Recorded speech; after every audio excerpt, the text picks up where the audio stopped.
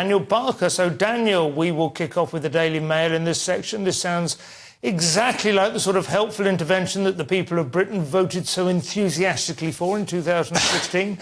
Well, yeah, I mean, this is a story about the ECHR being sued by 2,000 Swiss women, older women. I mean, as far as I can see, they're obviously activists. Yeah. I mean, they're Swiss, so they're loaded, and they've got nothing to do. So it's like, it's too hot, sue the government, you know.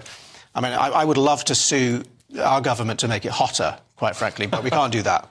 But yes, the ECHR are now mandating that the Swiss government are not doing enough to, you know, address the climate issue, and so they're now kind of, you know, legally required to do more to slow down global warming. I mean, good luck with that. It has created a sort of precedent. It seems to be understood that other people will now be able to sue their governments if they don't feel that they are pursuing the climate agenda, whatever you want to call it, with enough vigour. And yet it's also, as somebody said, of something slightly similar a few days ago on Twitter, it was a bit like one of those old first season Star Trek episodes where some mad alien is going to sue the whole of humanity for crimes against the universe. You know, it's got this kind of don't give them ideas. Pompous, Well, it's highly partisan, isn't it? And it's like you don't expect this kind of partisan stuff. It's almost like a lot of big institutions now act as kind of like the kind of strong arm for far left or leftist ideas. Well, and that has changed dramatically, because I remember not very long ago, George Monbiot was one guy, for instance, you know, the Guardian environmentalist correspondent, was absolutely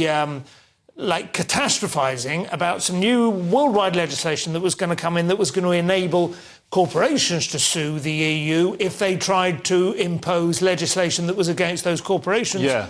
Business interests. And now we've gone exactly the opposite pole. And ironically, that would have helped people. You know, that would have resulted in a growth in wealth and better products for people. But this is ridiculous. I mean, I don't want the sort of court has stepped in to make the government protect its people. I don't want the government to be given lots of extra powers to protect me. No. I want to be protected from the government. I'm not worried about, you know, the weather in 50 years' time as much as I'm worried about communism right now.